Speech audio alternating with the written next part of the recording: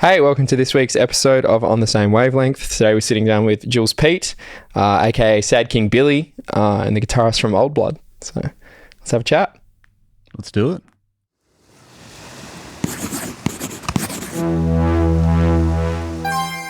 So I hear you're a bit of a dog on the old six string, Jules. A dog. Yeah, I guess. I've been playing guitar for since I was 12, so it's close to 20 years now. Right. And your dad's he was the guitar teacher at my high school. Yes, I come from a short line of guitar players. There you go. So did he teach you? It was more like he provided a healthy space for learning music. Right. But it's always difficult to have lessons in anything from a family Absolutely. member. It kind of sucks. But yeah, my dad is probably the best teacher I know. So I learnt a lot about teaching from him, as well as like obviously how to play the instrument and that kind of thing. But it was sort of more of I learnt from watching behavioral things rather than him sitting down with me and saying like, this is what we're going to learn today. Because I was always a bit of this is what I learned because this is what I'm really into at the moment. And it's kind of just learnt, every single Led Zeppelin riff in the first year of guitar playing because that's what I wanted to do. And the idea of learning a full song was just a bit too boring for me. Right. And then, I think I just developed over time. I had a number of other guitar teachers that sort of had a bit more of that teacher-student relationship. But with Dad, it was a little bit more of a how to appreciate music. Really showed me how to be an appreciator of music, which is very different to being a student of music. Absolutely. Yeah. So I guess he kind of informed your taste more so than anything. Yeah. There's like a plethora of albums at home, and music was always playing when we were kids. Myself and my sisters were always surrounded by music, and there were always musicians around, and so we heard a pretty wide variety of things.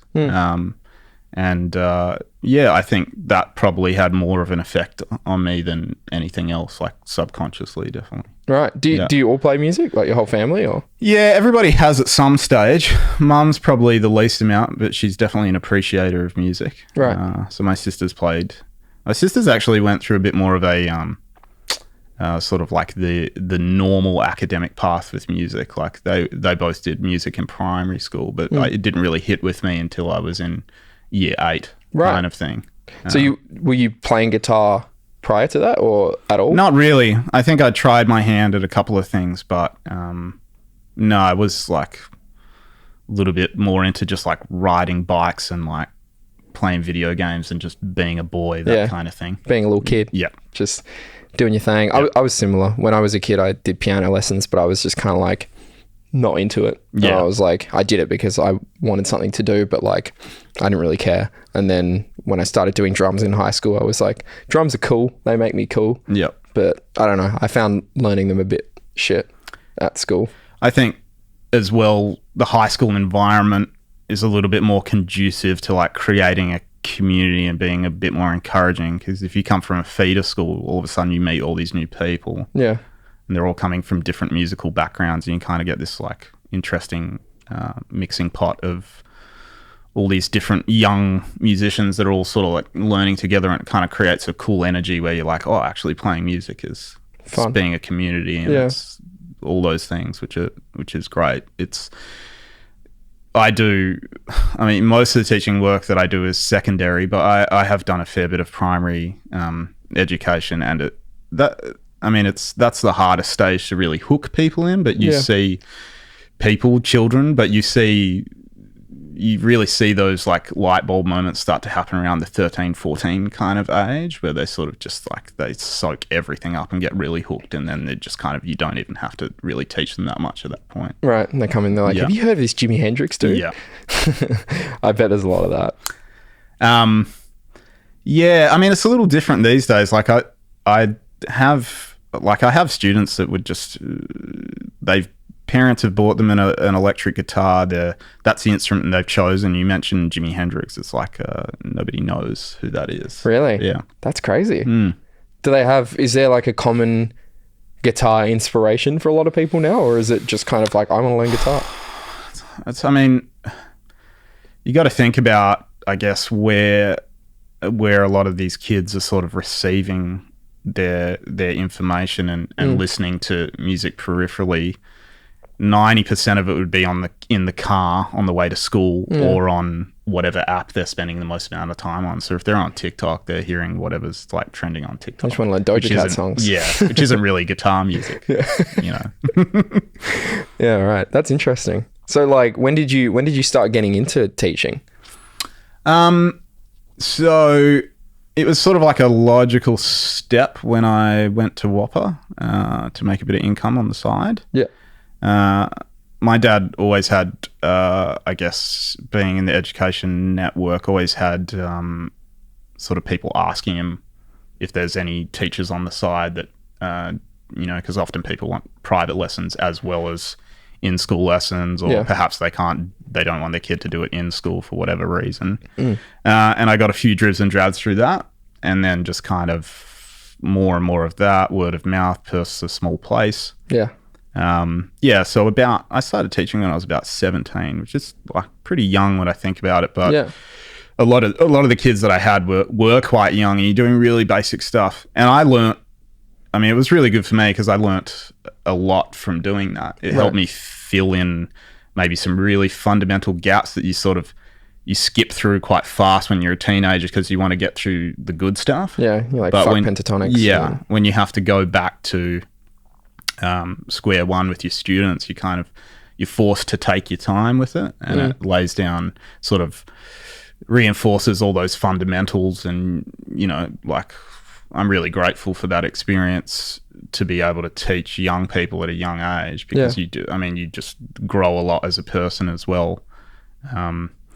Now with teaching, I still enjoy those connections, but I think with guitar, I'm sort of getting to a stage where I'd like, if I do want to stay in education, I'm a bit more interested in teaching things like songwriting and composition and music production and that kind of stuff, because that's where my interests lie. And it's always, I think for me, needed to be a bit 50-50. Yeah. Like, you know, you're there to help this person on their learning journey, but at the same time, it's got to be stuff that's important to me for me to feel like I can teach it properly. Yeah, of course. Yeah. And guitar is so important to me, but it's I think I'm transitioning out of that stage of my life where it's an obsession. You're not you're not just like a guitar guy now, you're more music in general. Production side of things. I mean, that's how I'd like to see myself, but I think a lot of people still see me as a guitar guy, which is good because you still get gigs and that kind of thing. Yeah. Yeah, right. Well, because you were, you've mentioned before that you were teaching in China for a while as well. So like... Yeah. I mean, what I did in China was practical music examinations. Right. For a company called Rock School that sort of awards contemporary arts across every contemporary instrument. So it's like everything from ukulele to keyboard to drums to vocals, electric guitar, acoustic guitar. Yeah, right. So, I got sent to China. I had a translator. I went to like 8 different cities, and most days you'd wake up in some really strange hotel where you've been trying to fall asleep because you can hear this like echoing of Chinese businessmen at like 3 a.m. singing karaoke through the halls of the hotel. And you wake up and you go down and have, usually some interesting breakfast that you've never had before. Yeah. And then you hop in a car and you go to some music school you've never been to before, and just kid after kid comes in, and like 90% of them were drum exams. Drums? Yeah. There you go. Yeah, so I marked like 350 in a month or something like that. Why were there so many drummers? It's really popular in China. Is it? Yeah, it's drums and acoustic guitar. I'm not sure why. It's maybe a bit more prevalent in their music education as well as pop music. It's definitely prevalent in their pop music. Like if you listen to to pop radio in a taxi in China, you do hear a lot of the singer-songwriter acoustic, like really poppy, sheened kind of stuff. Yeah. So yeah, that was interesting. I mean, it can be a long day when you're sitting there for 8 hours listening to, 8-year-olds play the same drum syllabus over and over and over and over again. So it's a good exercise in patience. But it was an amazing trip, and I got that literally like 2 weeks before COVID was a thing. Oh, right. Yeah. So you were there that recently. Okay. Yeah. I didn't realize that. Yeah. That's crazy. So that must have been like a bit of a culture shock as well, like going over there and dealing with that difference in, I mean, everything. China's such a different country. Yeah. It wasn't like, I think having a translator who we were she's a bit younger than me, but we were quite close in age, just kind of made it feel like I was on a holiday at times, because you have that person that you start to have like a friendship with, and you kind of, she hadn't been to basically every single city we went to, so we were both kind of like had that tourist mindset. And whenever we had a free day, we were always eating something cool or going somewhere cool. So it was culturally, like, yes, quite different, but at the same time, like, it is interesting when you go there for something like music. All the same things that you see in Australian kids and students are still happening with Chinese kids and students. They're all, everybody's nervous when they walk into an exam. I mean, I guess the major difference was like English isn't really a thing outside of a few of the main cities. So it's like you've got a lot of music store owners that really want to like chat and learn about you, but you've got to go through the translator to sort of have like a conversation. Yeah. And that was so there's a lot of like just observing and kind of like enjoying the moment. So it was actually quite zen in a way, because there's not so much like chatter and talking. You're forced to take your time. That is interesting. Wow. So I wonder, like, I was going to say, like, how did you find the music scene compared to over here? Like, you mentioned there's a lot of like singer-songwriter pop stuff, but could you see yourself like gigging over there? Like, does it have the same music culture that Australia does?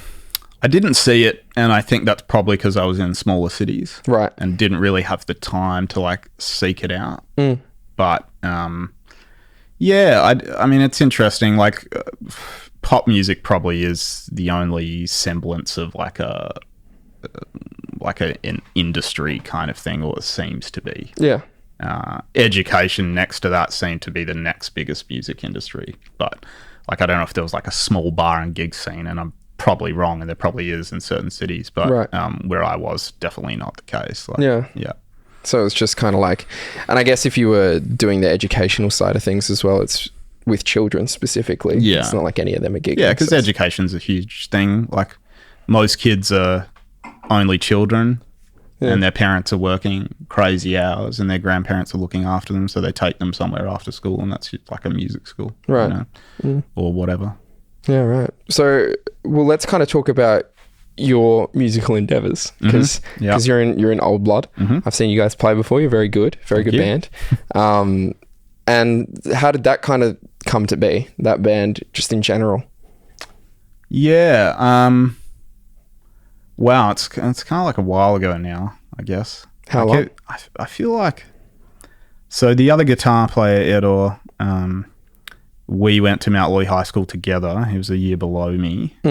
And he did... I guess he kind of went through a similar path to what I went through, did guitar lessons at school, then went to Whopper for a little bit.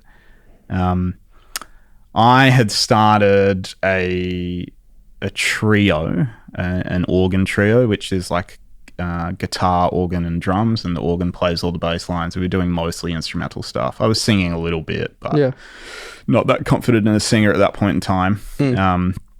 And Edor had started this band called Old Blood, which was himself, a singer called Tony, bass player called Sean, who goes to SAE now.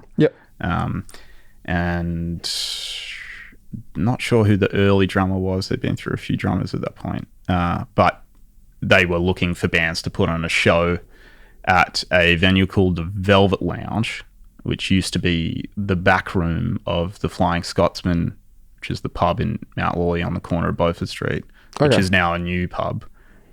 So that was like 10, 12 years ago. Right. And then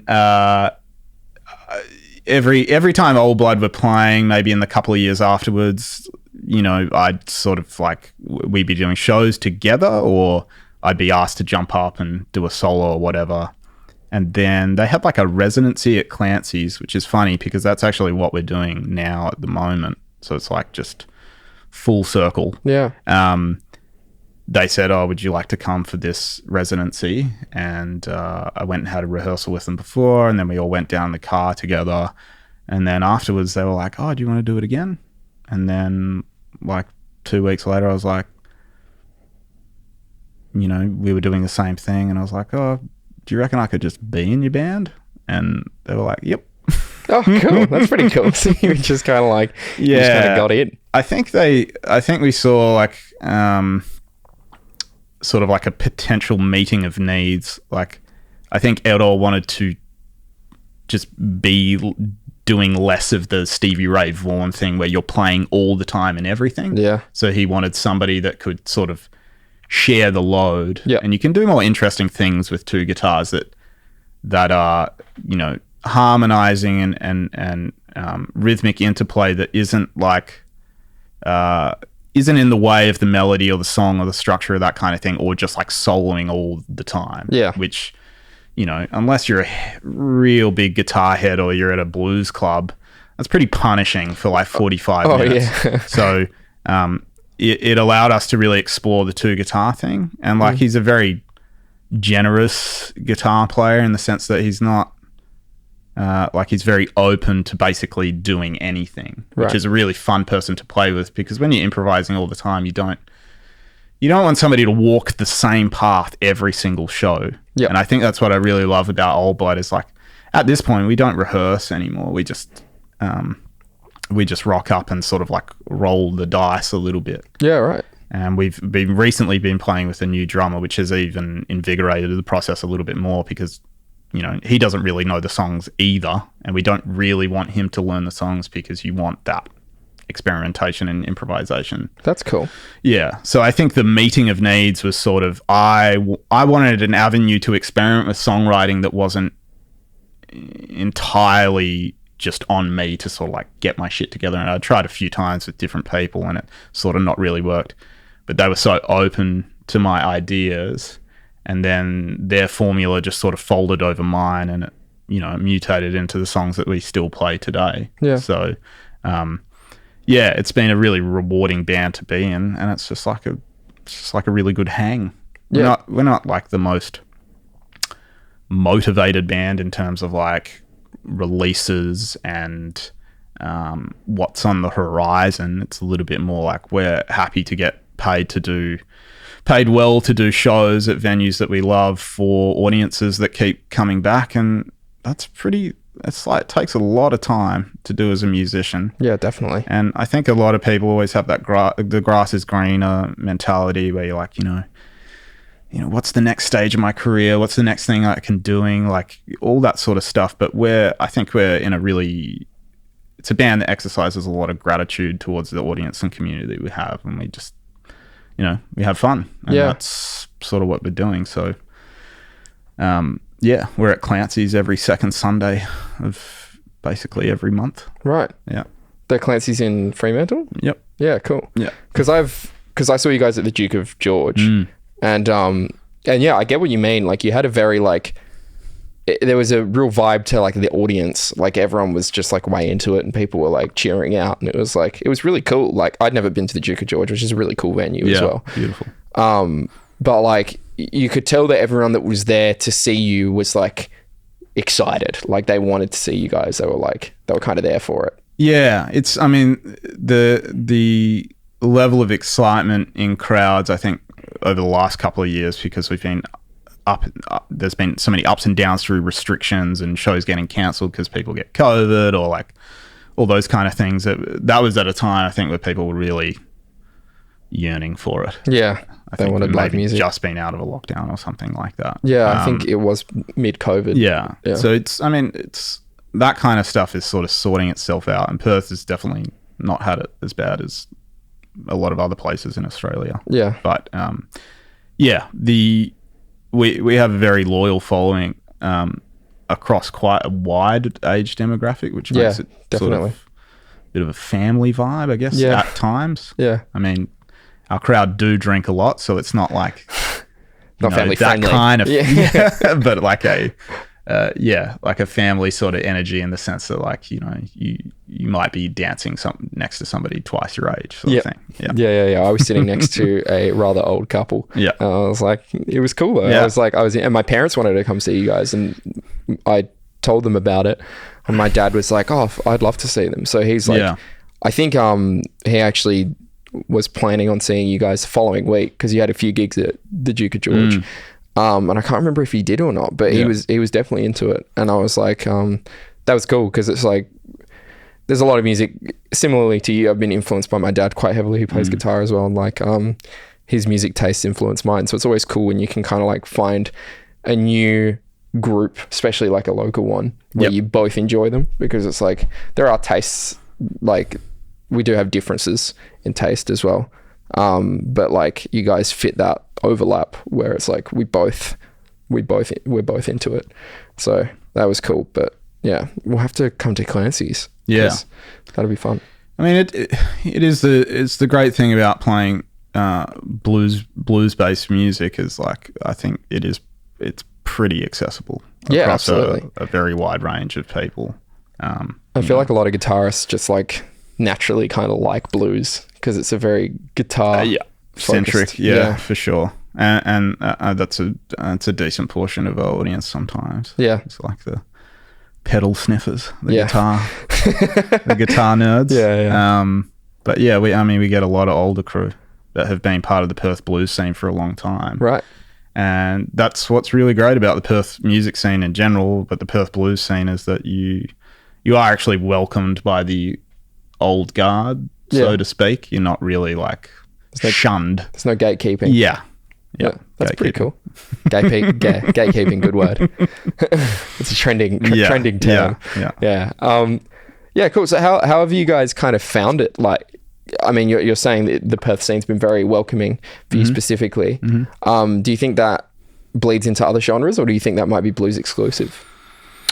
I mean, it's interesting. We're kind of seen as an original band. I'm not entirely sure why, because we do engage with a lot of like the traditional form of being in a blues band, where you would probably do forms and songs that people know, which some people might say are covers, but we're a bit closer to being a little bit more on the sort of the jazz approach, where it's like, yes, we are doing those things, but it's like it's heavily improvised. And so our set would probably be like sometimes 60-40 original traditionals, and sometimes like the inverse, Right. So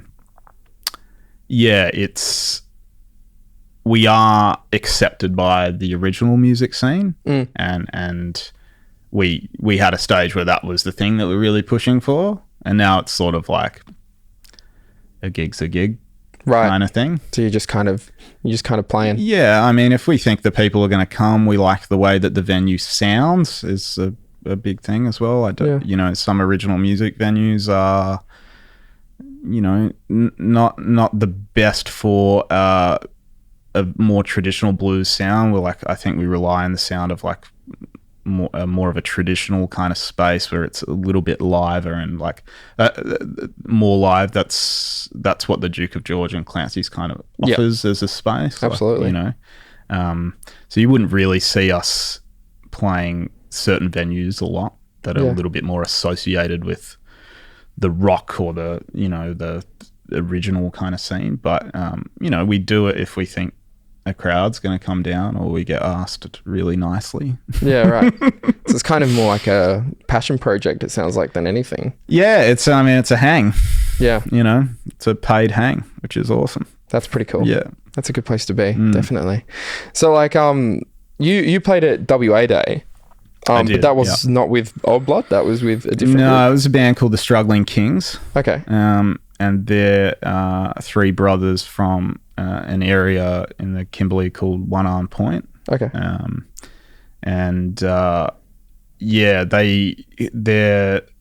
The guitarist they use, I think, more often than not, is the other guitar player from Old Blood. Oh, okay.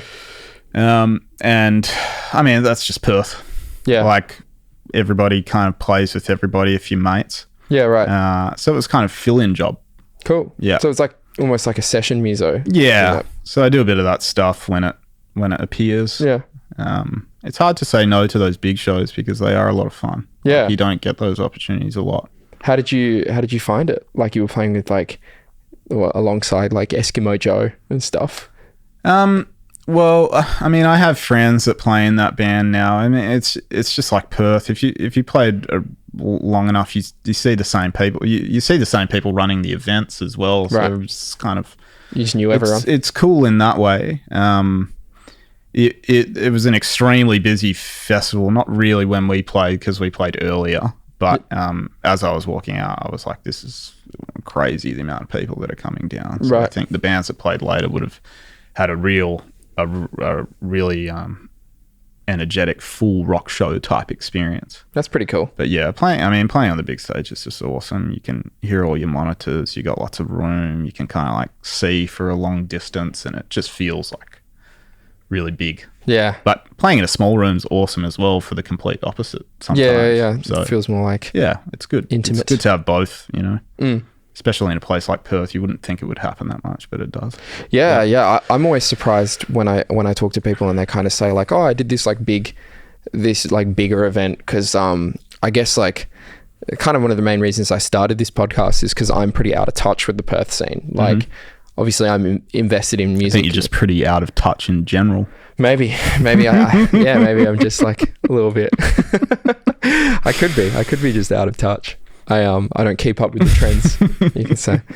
I've been saying goddamn, that's one. Oh yeah. Yeah. What's that from? I don't know. I heard it on TikTok. Oh, okay, cool. Yeah, but I think it's outdated now. Right. I think it's funny, but like outdated on TikTok's like 10 minutes. Yeah, I know. Yeah, it was released last week. I got Brad, the audio engineer was hey Brad was giving me shit for talking about the pufferfish in the last one because apparently that's too outdated, and I was like, I guess I am out of touch with the memes. I'm 25 now. I have no idea what the fuck the pufferfish is. Yeah, there you go. So yeah. Well, you're officially over the hill, unfortunately, Jules. You know? Didn't like that one. All right, cool. Well, we might take a break there, so we'll be back. We'll be back in a second for you guys. All right, we're back in the hot seat, I guess. I've never called it that before. That didn't feel right. So it's pretty hot at this point. It is. Well, the lights are hot, yeah, and it's surprisingly warm in this room. I want to take my sweater off, but I've definitely got pit stains, so I'm not going to. Good call. It's all about the aesthetics. Speaking of aesthetics, we've got water in wine glasses, which is pretty sophisticated. I'm like, cheers. Yeah, cheers. This feels good. Now I'm gonna have to Foley that in. Yeah, that'll be good. A good little dig. Might actually have some work to do. Yeah. Yeah. Your job's been pretty easy so far, bro. So I wanted to talk to you a little bit more about your solo stuff now, because we've talked about your past, we've talked about your bands, but Sad King Billy is kind of like your solo project, and that's been going on for a little while. Yep. And you've got your debut album coming out, or is it an EP? Album. Yeah, it is a full album. Yep. And you've kind of been tackling this kind of like TikTok marketing campaign. How have you found that so far? It's definitely been the hardest and strangest thing I've ever tried to do. Yeah, I bet. Yeah. It's interesting because it would be so removed from how you've done things up until this point. Yeah, I mean, like social media for me has always been a bit of a struggle because I think I've always been in bands where there's somebody who really takes the charge on it. Yep. And so I've always had a passenger seat or a backseat approach. And since I started releasing Sad King Billy stuff, I had a few strategies at the beginning that I thought were I guess, appropriate for the aesthetic and the narrative behind the project were a little bit more mysterious. But you pretty quickly realize with Facebook and Instagram that you are kind of, at this point with those apps, you are quite holed into your immediate community. So it's friends of friends kind of thing. Yep. What's been great about TikTok, or what is great about it, is that the primary function is to essentially put your stuff in front of strangers. Yeah. Which is really important for musicians because, especially if you're from a city like Perth, it can be great because it's insular, because it's easy to meet the right people and make connections and see those people often and do a lot of things with that. But it's very difficult to get outside of that, even in a digital sense. So TikTok's been interesting because I've been able to get views on the other side of the planet. And it's been scary because like you really do have to kind of put yourself out there. And if you've sort of like carved out a bit of a narrative with your, the sound aesthetic and the story behind the songs and your artwork and your photography and all that kind of thing, and you're sort of trying to maintain this, I guess, somewhat mysterious musical facade that a lot of musicians kind of want to go through, it just doesn't really work on a platform like TikTok. You really have to like engage people's attention within the first couple of seconds. Yeah. Like I've looked at the data on some of my videos and the retention rate is like a 50% drop off after 2 seconds. That's crazy. Which is just mental. You should start getting the arms out. Yeah. So, I mean... Just a little bit of eye candy. Yeah, maybe. I haven't sunk that low yet, but it's like every week I'm sinking lower and lower. So I'll eventually get there. You'll be doing the TikTok dances before you know it. So my main kind of formula that I've designed for this project is it's a video format called What's That Sound? And something that works quite well on an app where you lose retention rates within the first 2 seconds is ask a question in the first 2 seconds. Right. So I ask a question, what's that sound? And then I sort of have like a title shot with whatever that sound is. One I did was a series of iPhone drum machines that I ran through pedals kind of thing. And then I mixed it with the stems of one of my tracks. And so across that minute of the video, I'm speeding up and cutting down and like overdubbing Foley and the sounds of the track. And so it's like very involved. And as these clips get shorter, like a minute clip would probably take me about a day's worth of production and post-production, like a 10-hour day to do a minute. Right. And as you cut down, getting down to 15 seconds to tell the story in a cohesive way of like how you create the sound and to engage people takes even longer. So you'd think that the shorter the clip is, the easier it is to edit. And so it's me going back between Premiere Pro and Pro Tools, just back and forth, going, that doesn't work, that does work. And it's helped me, I mean, getting a new skill set to be able to do the video editing. Like I've got a collaborator that I work with and he's been really helpful with that. I'm quite colorblind as well. So like color grading is absolutely fucked. I just kind of go, oh, it looks all right. And then somebody's like, I don't know what the fuck you did there. Yeah.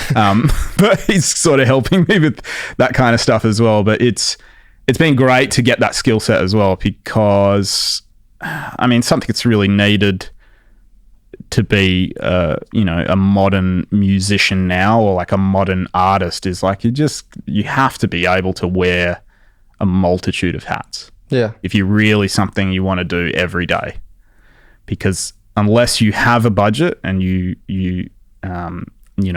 have people to pay to do these kind of things, you're lucky enough to have that. Most people don't. And the people that do are working, part-time or full-time jobs, and then they don't actually have the time to do the thing. Right. So you're better off learning a lot of these smaller skill sets. You don't have to go that deep, but learn enough to create content for platforms because video is the thing now. That's like what people engage with. Right. If that's not there. I think that's why Instagram's just changed their whole strategy. They've created Reels to essentially become TikTok. It's literally a carbon copy of that. It's exactly. And they're TikTok. boosting the crap out of it. So if you make Reels now on TikTok, you can just chuck them into Instagram and they do 3 times as well as they do on TikTok, just because Instagram's trying to catch up. Yeah. But yeah, I mean, it's been terrifying to like go, okay, well, like this is the one thing where I know that is a weak point for promoting and distributing and marketing my music. I'm just going to go all in. So that's sort of what I'm doing at the moment. Yeah. Because it's, I mean, like if I release a record now, like people would listen to it and that's all great, but I just want to know, like to be able to sleep at night, know that I've given it the full crack on all of these things that have previously maybe quite uncomfortable, and I've been like, oh, it's not really for me. That's not what I want to do. I think I can only really justify saying that when I've actually given it a shot. Yeah. And look, like I'm learning a lot from it, and it's like slowly growing, slowly getting there. I'm able to like do performance stuff on the app. I'm able to put my collaborators' digital artwork in there and overlay lyrics and sort of engage with the app in different ways. And there's a few projects, smaller projects within projects that I haven't tackled yet that will be coming out over the next few weeks. And I guess at the end of 2 months, I'm able to like look back and see what sort of works and then just kind of lean into that particular thing. Yeah. But the idea is that, you know, Sad King Billy is all of these things. Like Sad King Billy's a songwriter, a musician, producer, and engineer, you know, all that kind of stuff. So creating that little universe where people can kind of access those things and see what they engage with. Because it doesn't necessarily have to be all of that. But if I throw all of that into the pot and see what sort of sticks with people and engages with people, then I can lean into that and go, yeah, TikTok's for that. Right. And that'll be a part of what I do, you know, every week. But yeah, ultimately the goal is to like be creative and make stuff and have people engage with it. You know, I love writing songs. I also love doing all of the other stuff. Yeah. So I guess the problem sometimes is that it's hard to like narrow the scope if you're a sort of person that really likes engaging with lots of different things. And I think that has been the challenge to me. Yeah. It's like I kind of want to do everything, but I know I can't. Yeah. And you just sort of like you feel your way through it. But it has been like a very liberating process for Sad King Billy is to sort of mostly be working with just a few people and not be in a band and sort of always be the one that's driving the narrative and kind of having the last say on things and being like, well, I'm okay with that because these were my decisions and like, we'll see what happens and I'll be able to tell if I was wrong or right, or if, you know, it's a pretty eclectic mix of things. So it'll be interesting once the record gets out to see what people really get into. But, you know, it's like it's coming close to being a 2-year thing. And a lot of the songs that I wrote were from quite a while ago, 5-6 years ago kind of thing. And I'm really just like at the stage, I'm pretty keen to release a record so I can sort of like start anew again and go into the next stage. You can get ready for your next project. Yeah, I don't know if I don't know if I do an album again. Like it's really hard to make people engage with music in that sort of medium. It's just not something that a lot of people do anymore. Yeah. But a song by song approach might be something that I'd sort of get into. Are you going to be like playing gigs as Sad King Billy around Perth as well, or is it mostly an online thing at the moment? Yeah, I mean, part of what I've been doing online is like quite heavily centered around like live session sort of stuff. So I do that with my TikTok channel. Cool.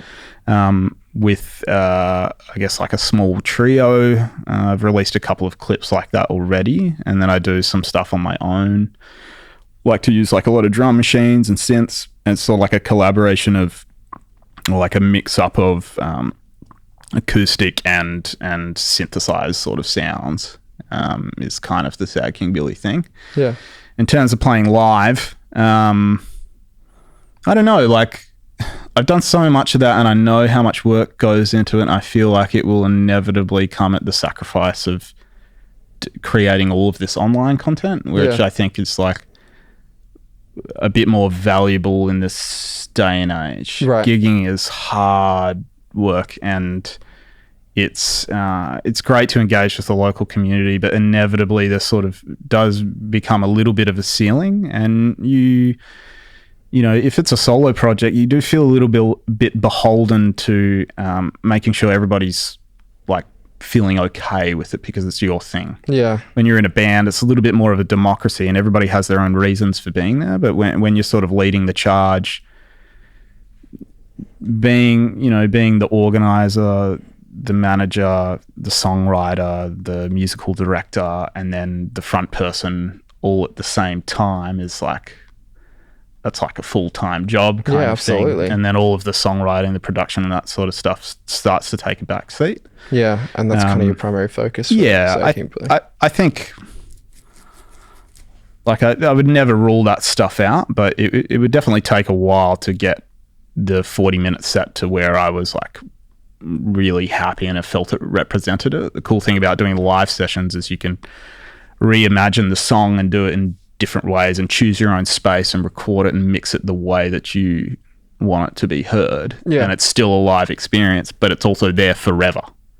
That's true. Whereas a show is a moment in time, which is what makes it beautiful, but it's takes a lot of hard work to get to a space where you're doing that regularly. Yeah.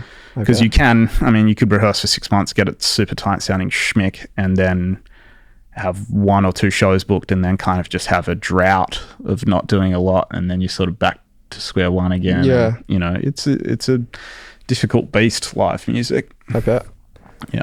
So do you think this is kind of like the new age way of I guess making it in the music industry? Yeah, I mean it's probably different if you live in like London or LA, where the local scene's probably got more of a global impact, but like I guess just generally for everyone, would you recommend this path as opposed to traditional like gigging and stuff? Yeah, I mean, well, you can't lose in terms of like, if you're creating the content that means something to you and you're building an audience, that's still valuable. And it's essentially still the same process as what you would do if you're doing it live, except it's like etched in digital stone. So you've always got there and you're continually creating this portfolio. It's hard for booking agents and promoters and distributors and blogs and, you know, channels and whatnot to ignore the fact that all that content is there.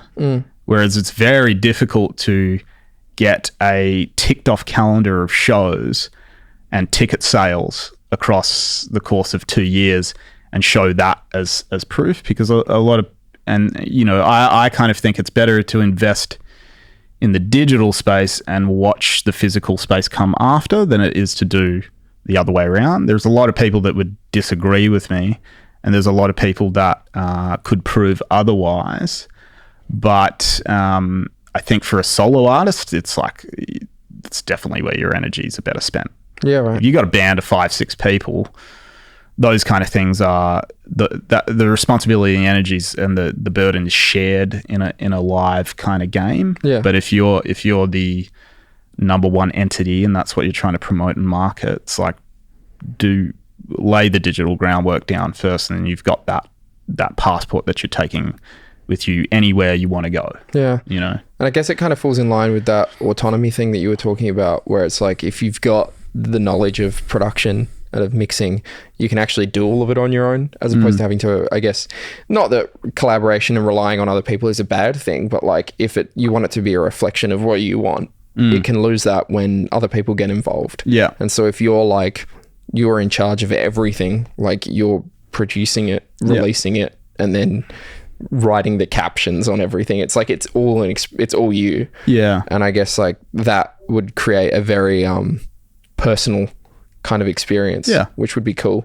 It does. I mean, sometimes it's really shit because you're just in a room full of mirrors and an echo chamber and you're just like questioning everything and you can't get started. And I think maybe what's more valuable than having a network of people with like hard skill sets, like knowing somebody that does video or photo or design, or, you know, you've got a rhythm section that you can call up, or you've got, you know, a mix engineer that can mix something in a day.